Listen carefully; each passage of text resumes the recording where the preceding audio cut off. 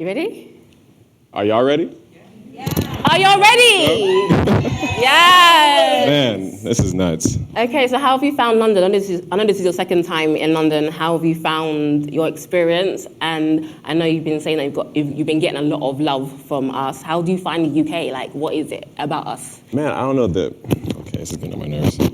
Like, the energy out here is just amazing to me. I feel like, I don't know, I kind of feel like it's like my third home. You know, I've lived in New York, I lived in LA, but every time I come to London, it's always like a different experience. Like the love and affection and the people are always so inviting and so welcoming. I don't get that anywhere else in the world. You know, I go to Germany, I go to, Really? Not even in LA? Not even in LA. Not even in New York? Not even, well, sometimes in New York to some degree, but it's not like to this degree. Like, I feel like London is like the love capital, in my opinion. Aww. I truly feel that way. It's mad love, you guys. Thank you. Oh, so good.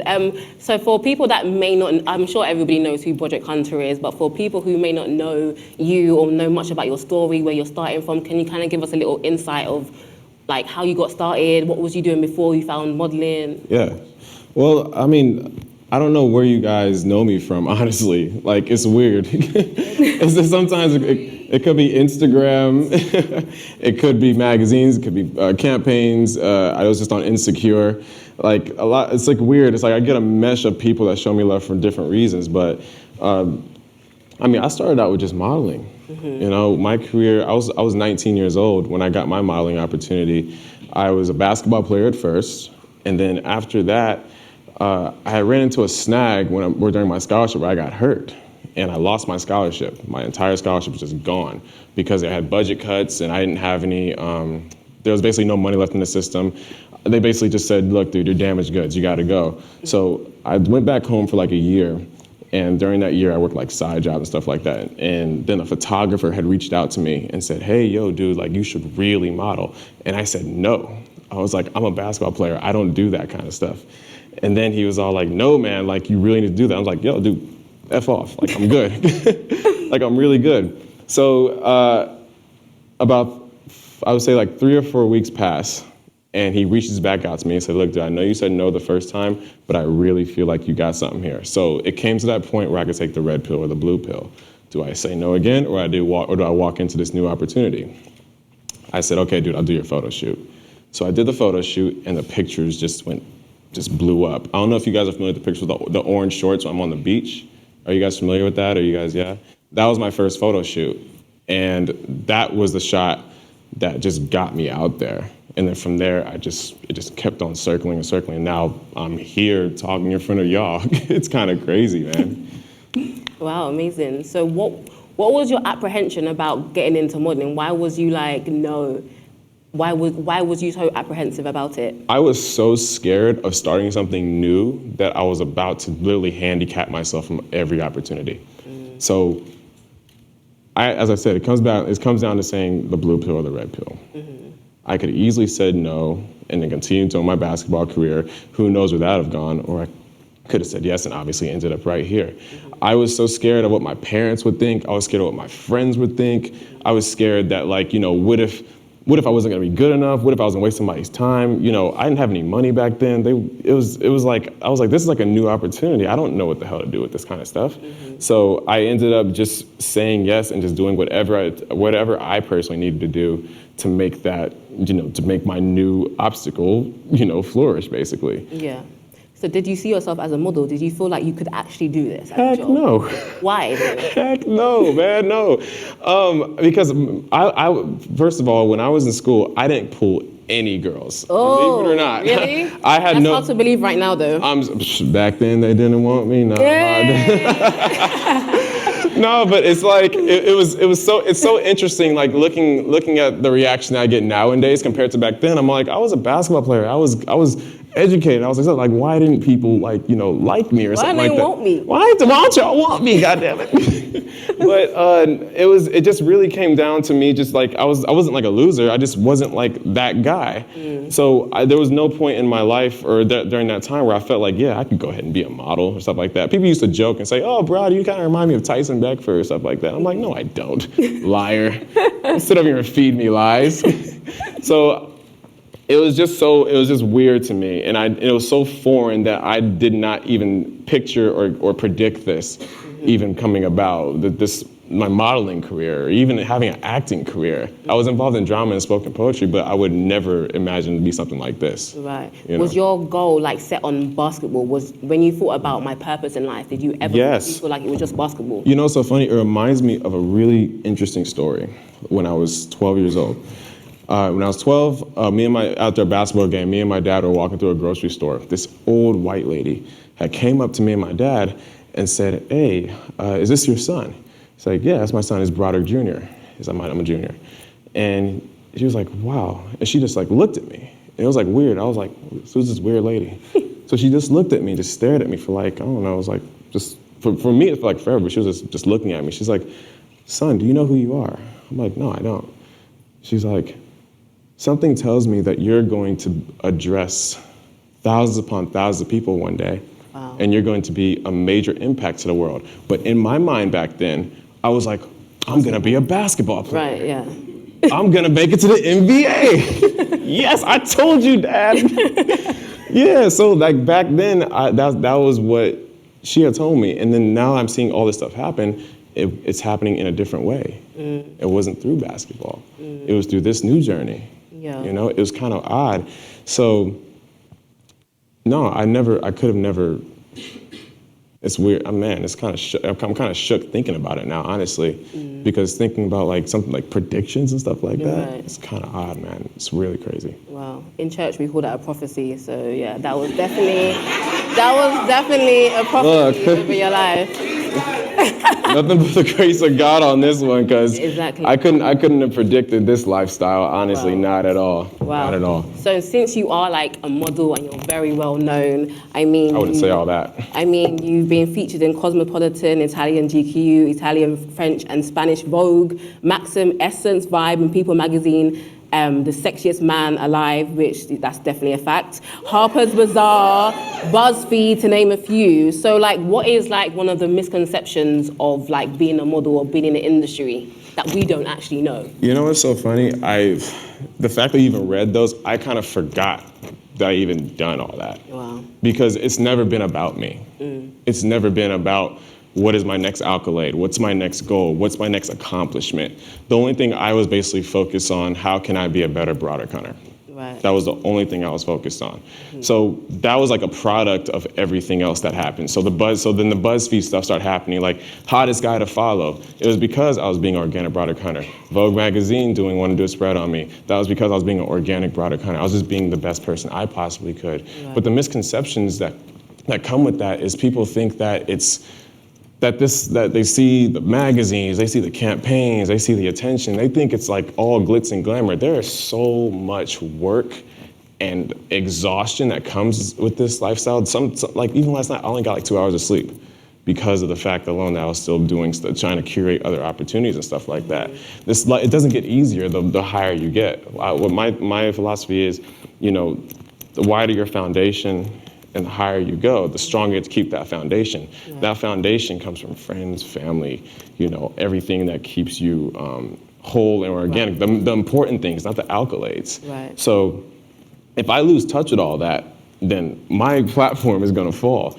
And the more things I do, the harder it is to stay in touch with everything that's solely important to me, which is my friends and my family, and making sure everything else, all the little things around me that are good, to help me continue to grow. Right. And that's the misconception. Like you lose touch with so many things. I lost so many friends. So many friends. Was that when you were starting out, or like? Man, when I started out, now like I've lost more friends in the past 3 months. Wow. Since before. What have you been doing? You've been a bad friend? Maybe.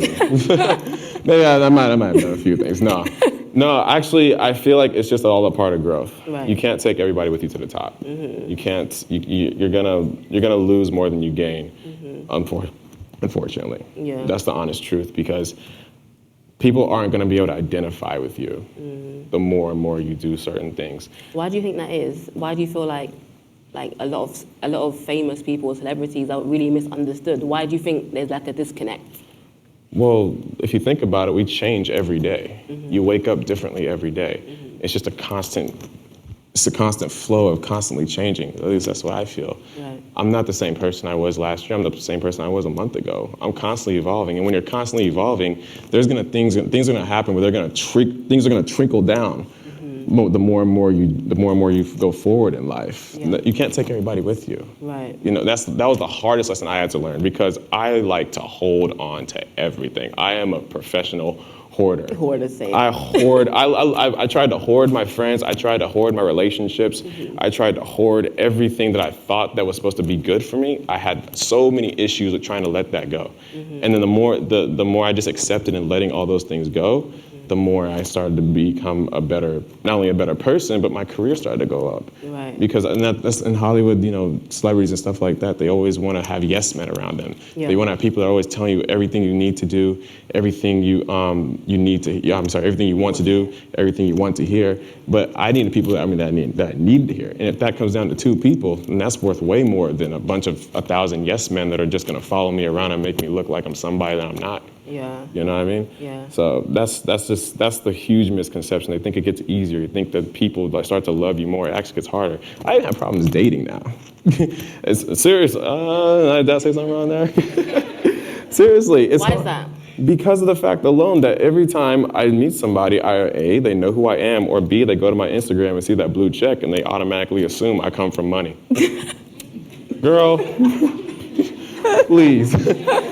That blue check does not come with a real check. It still takes work, a lot of work. So it's like they have this idea, these ideas start coming about like, girl, I met this dope guy. She's like, oh, who's his name? Broderick. You met Broderick Hunter? I was like, oh, come on. You know what I'm saying? It's like they forget that I'm a real person. They forget I'm real feelings.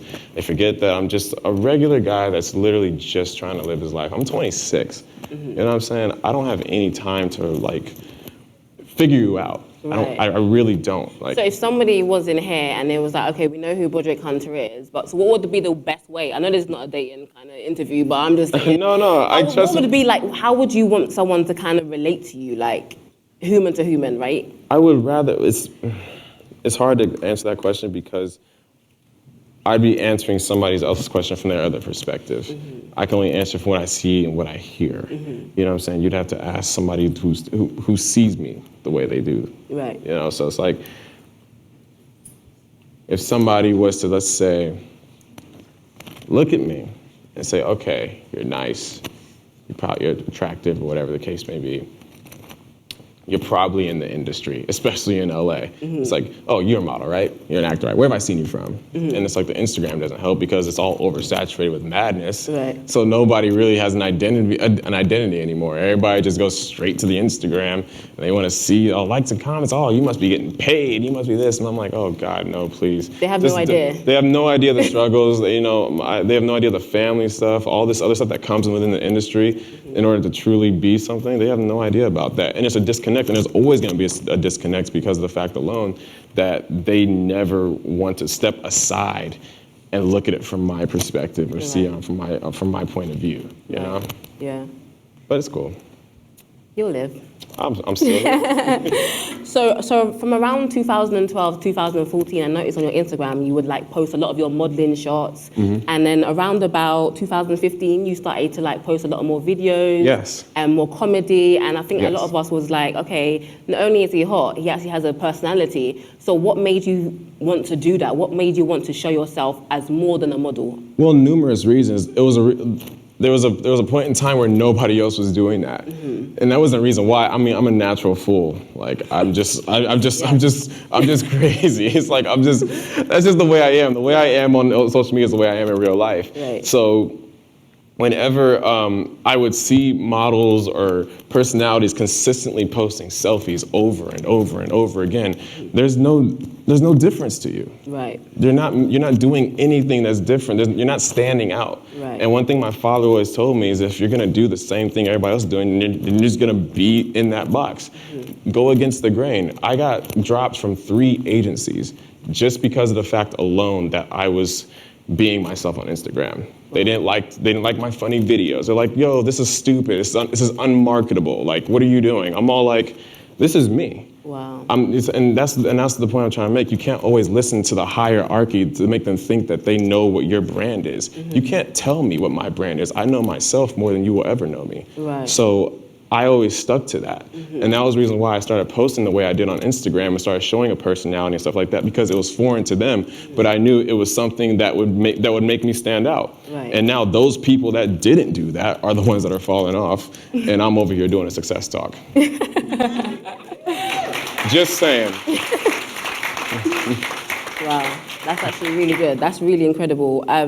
So you have a huge following and obviously a massive dedicated and loyal fans. How would someone that doesn't have the followers that you have kind of stand out and kind of, if anyone that wants to be like a model in here, how would they go about it? Because I feel like now on social media, if you haven't got the numbers, if you don't have followers, it's like, who are you? You know, it sucks. Yeah. It is a sucky time right now to even tell the truth about that, because there's so many beautiful people here. I'm looking at the audience. There's probably so many beautiful people in here that have probably gotten denied from agencies just because of the fact that you don't have a following. Raise your hand if that's happened to you. That's pretty. No, it's, honestly, if there's people in here for numerous reasons, but that's a real problem these days, because nowadays it's not about the photo shoots anymore. It's not about the marketability. it is about the marketability, but it's on the marketability on a different scale. Yep. Now it's all about who do you know, who are you associated with. You got people that are getting signed contracts because they're associated with Kylie Jenner or somebody famous. Right. That doesn't make you marketable. Right. So it's extremely hard to kind of get these agencies, but the way you do that is, honestly, you just have to stick to the old ways of branding yourself. Right. And knowing how to do that just basically comes from you having an objective. So like say, okay, what is my market? How am I going to get that market? If you want to be a runway model, study how to do runway. Have the dopest walk, have the dopest present, and go from there. But if you play the game of like social media and trying to gain followers and stuff like that, you're going to have the same thing that happened to me. You're just going to literally fall right back into the pocket of everybody else. And you're just going to be in that. And then when they fall off, you fall off. If you don't go against the grain and you don't stick to your guns and know what's truly going to work long term, that's what's going to separate you. But you're not going to do that if you continue to play the game. So models are getting this conception that you have to get the followers and stuff like that. No, you do not have to. If you have dope photo shoots and you market yourself properly and you invest in your career and yourself accordingly, I promise you'll have a much longer career than playing the game of all these other people who are doing the exact same thing, taking selfies in the bathroom and posting with tea. That is not gonna happen. That's gonna be a quick check and it's gonna go quicker, trust me. Right. I can guarantee you can take that to the bank with you. Don't conform and don't stick to like what everyone else is doing. Focus on yourself. Do what I did. Go against the grain and watch what happens, because it'll separate yourself from the pack and it'll show people that, hey, this person is different. This person is not doing what does. This person's page isn't full of selfies. It's full of quality content that's gonna make people wanna keep watching. Right. You know, that's the long-term goal.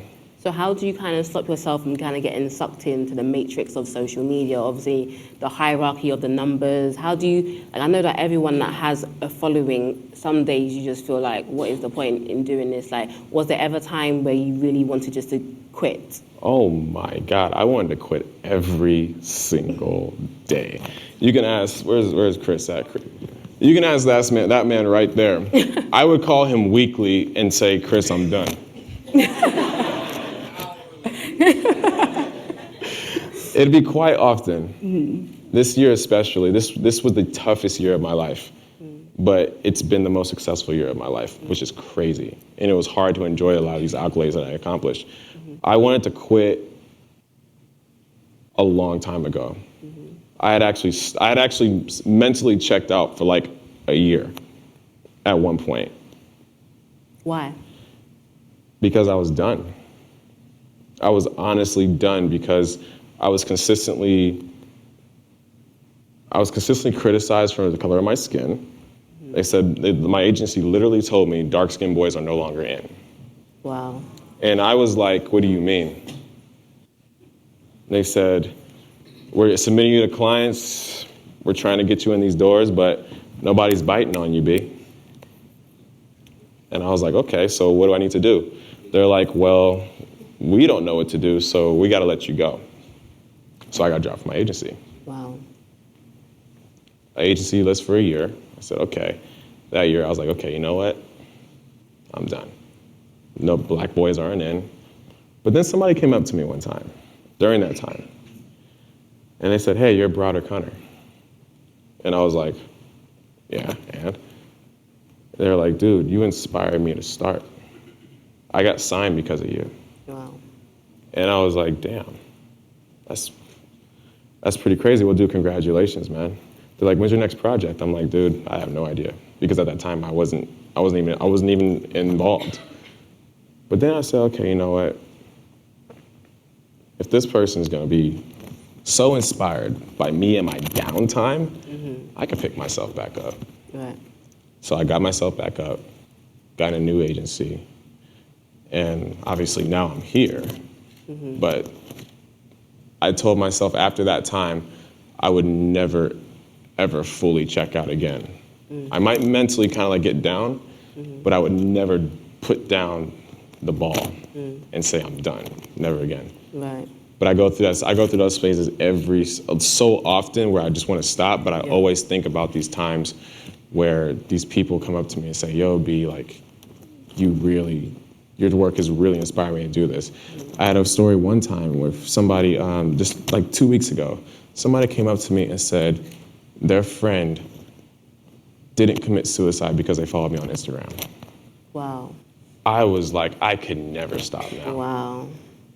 It was like, it almost brought me to tears because he said, yo, he was struggling with depression. He was struggling with the color of his skin. He wasn't getting opportunities. He felt like being black was a burden. And that's one reason why I started broadcasting Black Boy Joy on my Instagram. Because us as African Americans, we go through so much shit all the fucking time. And we never seem to quite get a break. Even though things are good right now, like TV and film-wise, but we never seem to kind of always get over that hump. I always try to broadcast Black Boy Joy and Black Girl Joy because when we get that inner joy within ourselves, man, we get unstoppable, man. Right. And I always try to uplift my people because it's no longer about me anymore. It's after that, I was like, this is no longer about me. This is about everybody else. This is about people that are coming from all over the world, all over the globe to try to come and bring something else to the table. Not even just modeling, just anything in life. Right. It's so much more important to me. So I stopped even worrying about like the accolades and the accomplishments because that shit means nothing to me now. Right. I'm here for the people, man. I don't even care about that kind of stuff no more. Oh. You know? Just saying, man. That's really good. So you're talking a lot about like confidence and like, how important is it to be really confident and self-assured in yourself without actually coming across as arrogant or he's full of himself? Like, because a lot of people think about models, and especially male models, that they just love themselves. Like, all they do is take selfies in the bathroom all day. Like a towel wrapped around. Listen, right, Listen, people are always going to have something to say about you. No matter what you do. You can literally post a picture of you smiling and somebody will find some way to hate you for it. Someone will find some way for you to like feel some type of down about yourself or make you feel like you're doing something wrong just because of the fact alone that you're just doing you. I had to cut that out of my mind. I was like, look, I'm happy. I'm loving what I'm doing, what I do. However you receive this post or however you take this is how you take it. But I'm going to do me regardless. I don't think that you have to just remove that ego. I tell people all the time, you can't worry about how something or someone else is going to be affected by it. You just have to, if it's positive, if it comes from a positive place, then it's cool. But even if you come from the most positive place, just literally just being inspirational, somebody's gonna find some way to be like, nope, that's wrong, and here's why. I'm like, sis, please, sit down. I be going in on my Instagram. Sometimes, even on my Twitter. How many of you guys follow me on Twitter? You guys see my little banters and shit. Like, I be like going down, I'm like, don't try to at me with no fuck shit. Don't do it, because it will get crazy. But No, I just don't think that you should have to worry about what other people are thinking of you. So if you have a confidence within yourself and you know that it's genuine and it makes you happy, go for it. Because people are gonna hate on you regardless. That's just the beauty of the beast, honestly. So then how do you deal with negativity? Like, say you're having a bad day already and you read a comment and it's just like, how do you do you brush it off or do you take it to heart? Like, how do you... I've gotten so many bad comments across my page. What bad things could people possibly say about you? What did they say? Oh man, dude, your skin tone is ugly. Your eyes are too squinty. The DMs I get, man, your hair sucks. Your haircut sucks. Don't ever diss my haircuts.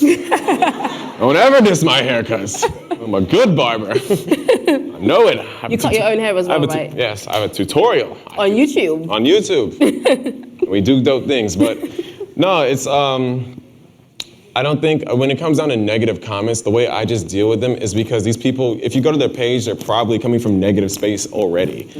I look at, sometimes people like tweet me like weird stuff or whatever.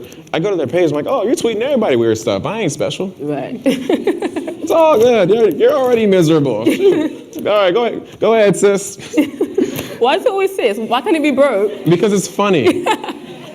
Sis is funnier than bro. Whenever black girls always call, yeah, okay, sis. That is the funniest thing ever to me. I just doing it randomly to like everybody I see. I'm like, I go to the restaurant or something. It's like, oh, yours $9.95. I'm like, all right, thanks, sis. It's just cool as hell. But no, when it comes down to that kind of stuff, in one ear and out the other, just do you and don't worry about nothing else. That's the beauty. That's honestly what's been my curving point to my success. I was a point in time where I only cared about what people thought of me. And the less I did, the more successful I became. I was so caught up for like, I say between, let's see, I started in 2010. From 2010 to 2014, I was solely like, what if this person or that person doesn't like this? What they say? That was all I was thinking about. But as soon as I stopped thinking about that kind of stuff, man, it was like a rocket ship. Right. And my career just took off because I no longer cared. Right. That's the key. Major key.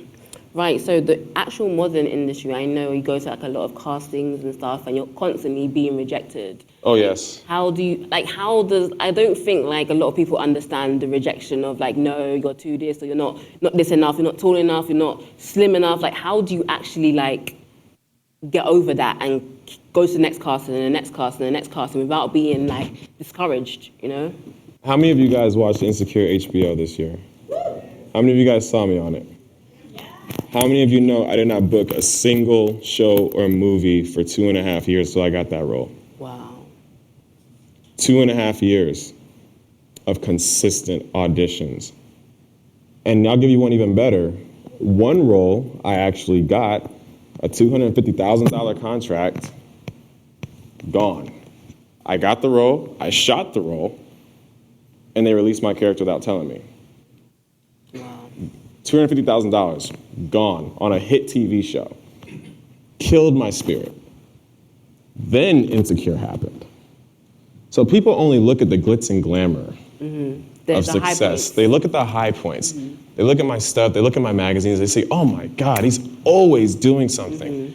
But I can almost guarantee you, I can pinpoint about 10 to 20 to 30, maybe 50 no's that I got before every single last one of those accolades.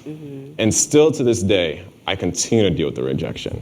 Because now I've seen the process. I'm like, okay, if that's a no, okay, that's a no. That's a no. The more no's I get, I'm like, oh, I'm about to get one big ass yes. Right.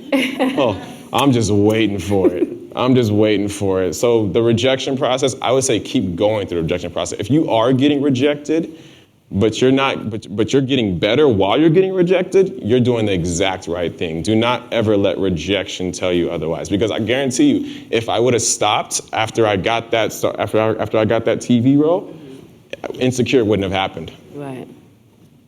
So why not? So why stop? Right. Why not just keep going through the rejection? It's a part of the game. What do you do when you get rejected? I keep going. So you don't go home and eat like I don't. ice cream? I don't really. I've gotten so numb to the rejection now that I don't even care. I've been doing this for like 6 years. Right. You know what I'm saying? It's part of the job. Oh my God, it's become part of my lifestyle. I look forward to the no. I'm like, oh hey, come on, give me the rejection. Come on, give it to me.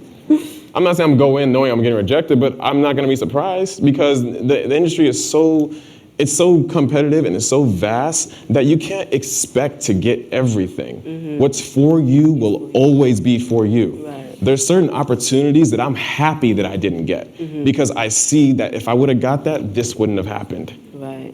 So whenever I see that little thing that like, I was like, God, that would have been so dope. And I'm like, nope, maybe it wouldn't have. Because this thing around the corner happened and it ricocheted into something else that's much better. I can give you many examples on that. Right. Like even I'll give you a prime example right now. Early in my career, I did how many of you guys saw my GQ Miami Vice spread like 2012? I was in a Miami Vice. I was like shooting a gun out of Ferrari. It was like a really dope GQ spread. Before that, I was supposed to do a Cosmopolitan spread that was similar to that same feel. They casted me for it, but they released me for it. And then the spread came out, and it was trash. It was bad. It got backlash. It was like, this is one of the most horrible spreads. I'm like, damn, if I would have been a part of that.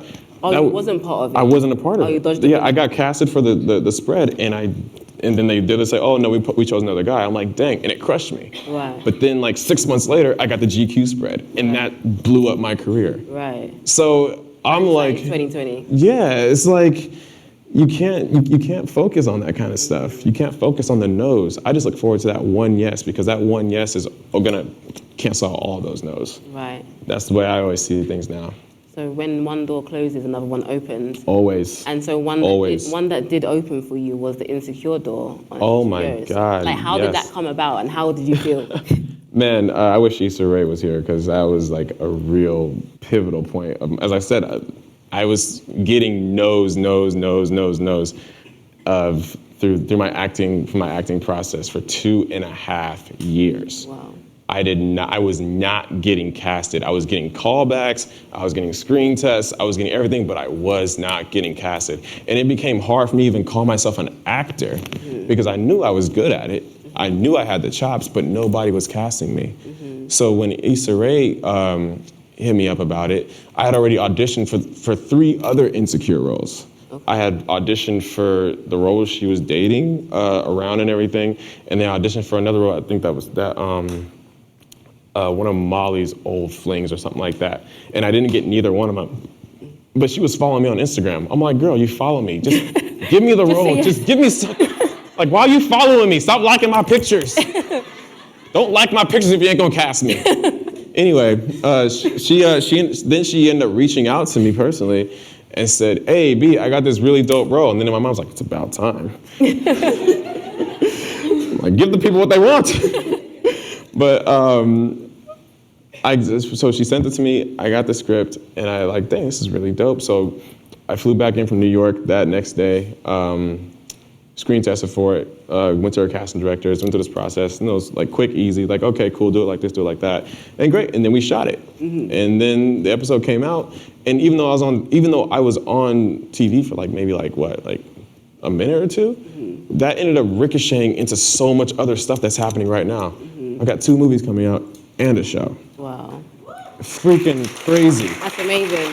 But if I would have, it's crazy, but if I would have got that other role that didn't work out, this might not have happened. Right. You know? Yeah. Do you guys get what I'm saying? Yes. You know, so don't be so discouraged by all this stuff that might not happen in your favor. It's not supposed to happen in your favor. If it's not happening in your favor, you're doing everything right because you can't predict the future. I guarantee you right now, if you go home and you draw an outline, I'm gonna be here in 3 months and then here in 4 months and then after that I'm gonna do something that, I can guarantee you that whole entire schedule will fall completely apart. And if it is falling completely apart, because that means you're doing it right, because you're not supposed to predict your success story. Let everything else just pan itself out naturally. It's much better that way. Right, definitely.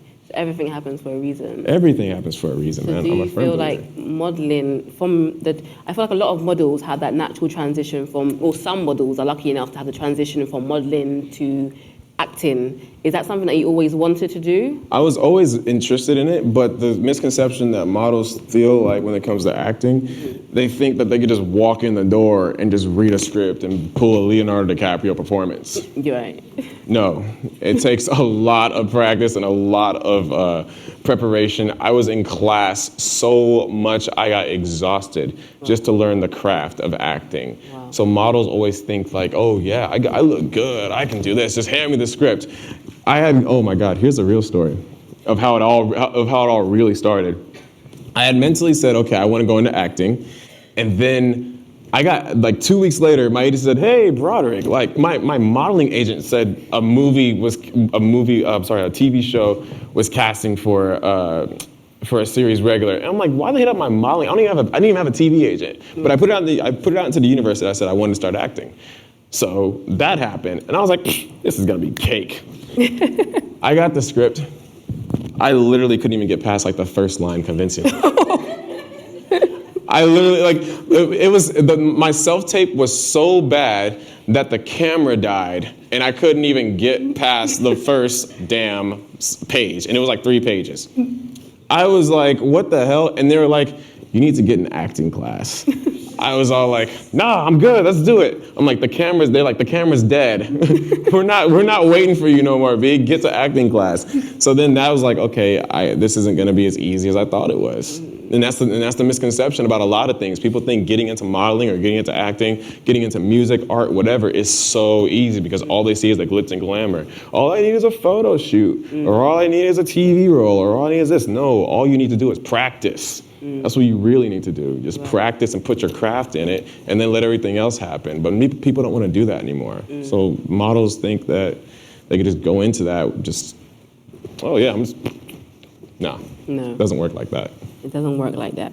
So how do you maintain your values, like your core values and your what you stand by? Like how do you maintain that? Because obviously you talk about Hollywood and stuff, and everybody knows the Hollywood story, how you kind of go in pure and you kind of come out a bit tainted and a bit screwed up. Like how do you maintain your core person?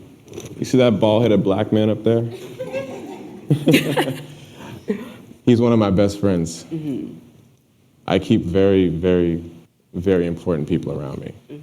I keep people of value around me. Right. I don't let people around me that are going to make me, that are going to convince me to do things for the moment. You know, that's what's hard these days. People find it hard time filtering out people that are really there for them because they get so caught up in the fun, the glitz and glamour. It's like, oh yeah, go ahead, dog, spend that check. He'll tell me to invest that check. You know what I'm saying? Somebody else will tell me, oh dude, go do that, it's fine, you'll be fine. He'll tell me, nah dude, that's not a good idea for the long term.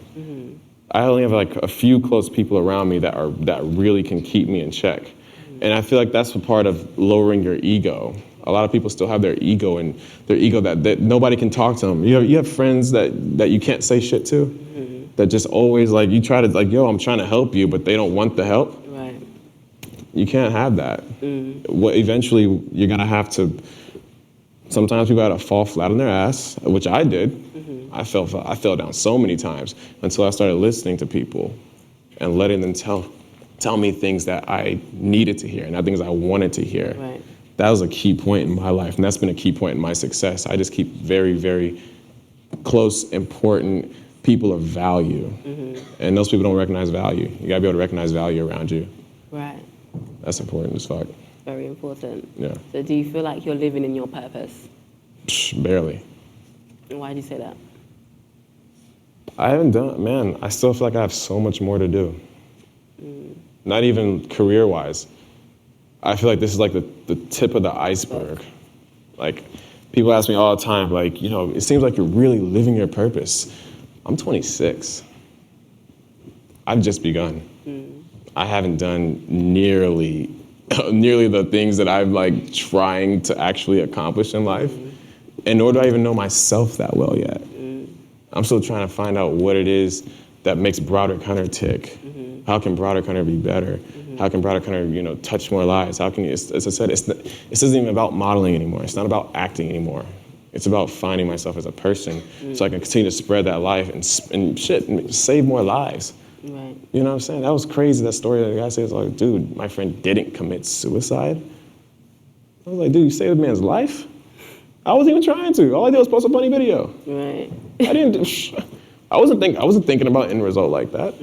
I was literally just being myself. Right. And that's what I plan to do. I just continue to plan to be myself and just convince other people to be themselves, because we're taught to hate ourselves these days for some odd reason. People hate themselves for some odd reason these days, and I can't figure out why. It's nuts to me. What do you love about yourself? Honestly, I just love the fact that I'm honest. I can be brutally honest these days. For a very long period of my life, I wasn't honest with myself and other people. And it went back a full 180 on me. And I saw the other side and I was like, dang, I gotta change that. Right. Self-realization is probably the best thing that could ever happen to somebody. It happened to me. I started to realize a lot of things that I didn't like about myself when I was put flat on my back and didn't know what to do in a situation. And now it's like all I could do was have a self-realization, like, dang, B, like, you gotta change that about yourself. When that happened, everything else changed around me. I was like, okay, B, you gotta start being more honest. You gotta start being more upfront. You gotta start doing more for others. It's not about you. All these different things, that all came from a self-realization and self-reflection, and that led to more success for me. Amazing. So it seems like in our day and age that everybody has a cause, or like they have something to be mad about, or they are activists, or they have a message that they basically want to share with the world. How do you plan on using your platform to kind of, because I know last year you made a tweet about appreciating dark skin or black women. Yes. And you got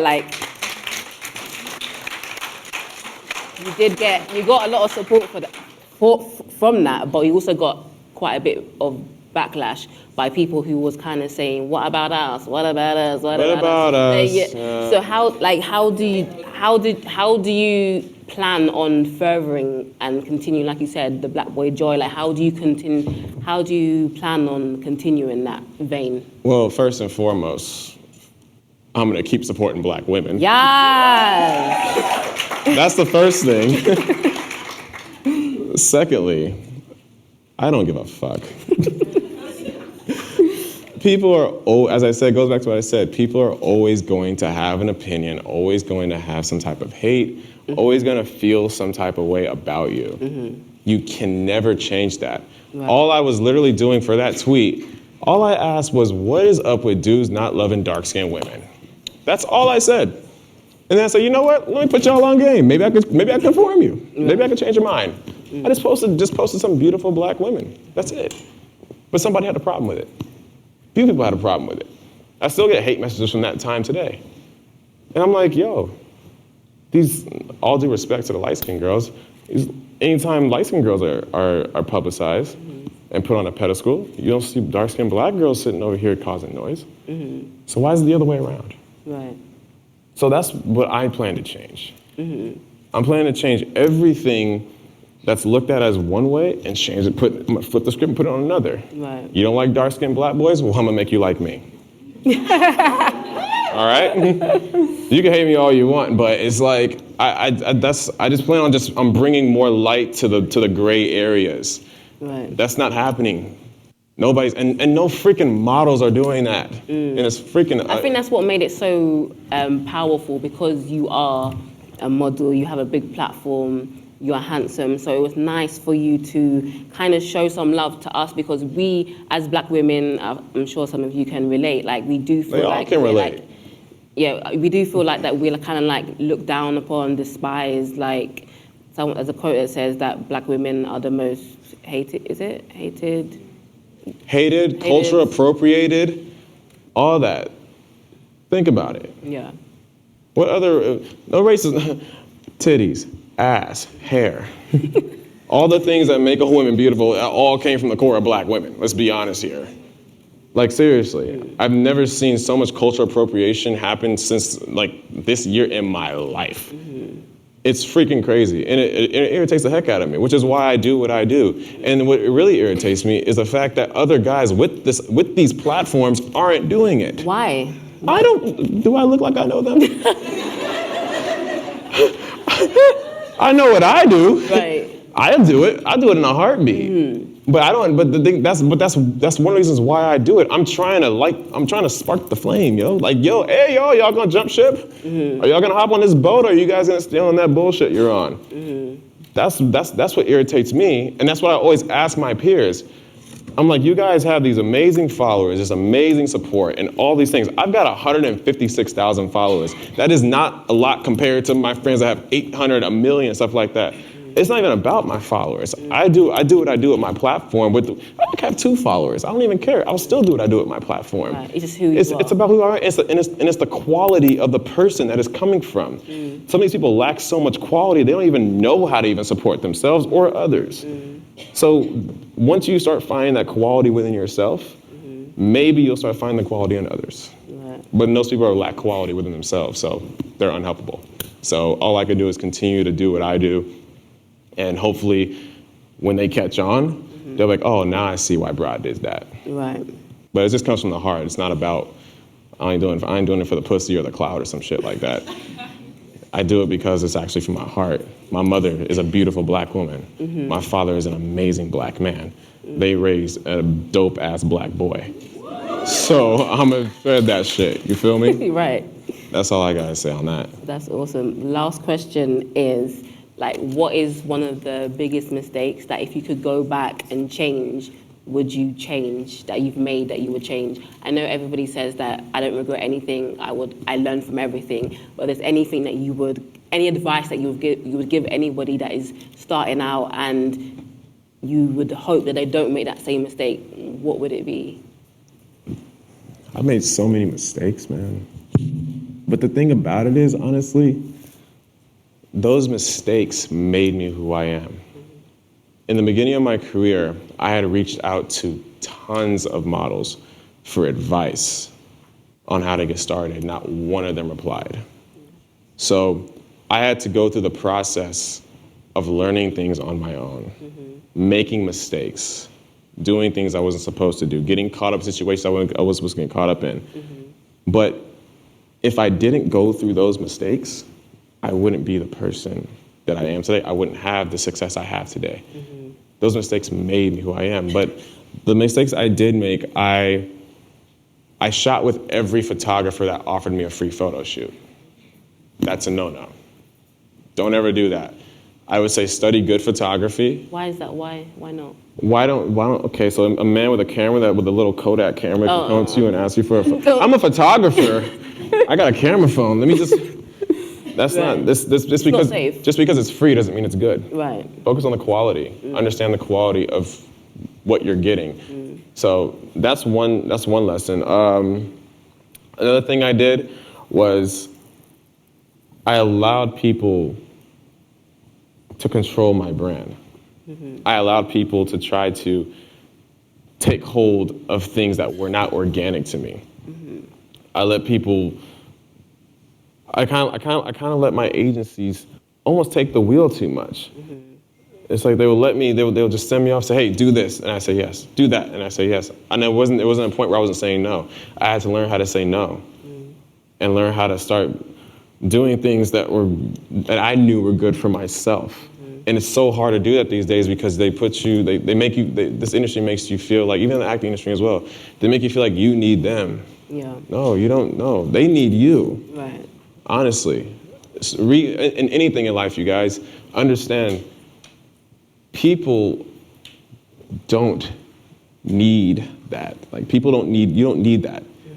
People need you. Your friends, you guys need each other. But to guarantee there's reciprocity there. Right. There's never just one person doing no. It's like some people need you. And it's not even like an ego thing. It's just like you have to understand who you are as a person and what the quality that you bring to the table. Your value. Your value is so important, and nobody understands their value as much as they do anymore.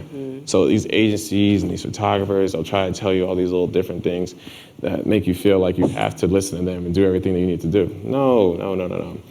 You know exactly what you want in life, and you know exactly what you want in your career. If you go after it accordingly to just literally slowing down and not doing everything that everybody tells you to do, you'll be much better. Don't do everything. Don't take every opportunity just because the money looks good or it feels good or it seems like it's gonna be a temporary breakthrough. It's probably not gonna be that because of the fact that if it's not organic to who you are as a person, it's not gonna last long. Right. You're gonna end up falling off just like all these other people. And I just focus on longevity, long term. Right. Last. You said last. I know, this is last. Okay. So 3 quick tips on just like what does it mean, how to be successful? 3 quick tips. How to be successful. In order. 3 quick tips on how to be successful. In your opinion. Okay, in my eyes. Okay, 3 tips on how to be successful. Know yourself. Know your worth.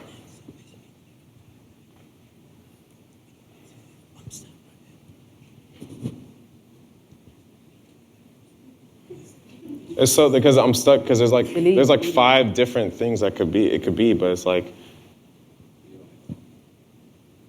I would say honesty is good, but there's a different one.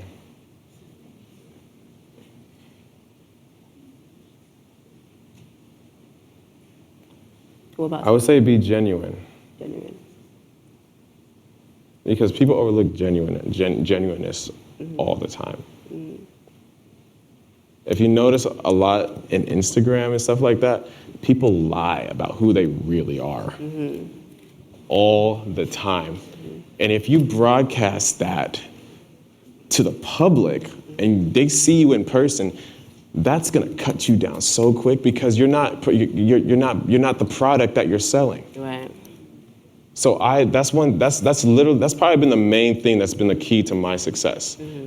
I'm always genuine. What you see when you go on Instagram, what you see on Twitter, what you see on my YouTube, you get that in the real person. People lie, and they're not honest about their stuff. I've met so many people that always try to act a certain way, be a certain way, floss a certain way. I know dudes that rent out Porsches and Lamborghinis just for 3 days to roll up to the club and they return that shit right back and go right into the Honda. Bruh, stop. Like, stop, man. I don't get, it's toxic. It's toxic. Don't do that, you guys. I'm telling you, if you ain't got it, don't even, you know how the old saying goes, fake it till you make it. Why you gotta fake it? Just make it. Just make it, man. I'm just saying. I didn't have to fake shit. I didn't have to go buy fake jewelry. Or fake followers. Or fake followers. We all know about that, fake followers. Why are you trying to look a certain way? Just do it organically. Work for the shit. You'll feel better. It'll be more, and you know how to maintain it. Yes. I know so many people who don't know how to maintain stuff because they didn't even make it. Yeah. It's like you didn't. It's like making a cake without the ingredients. It's just a fucking box.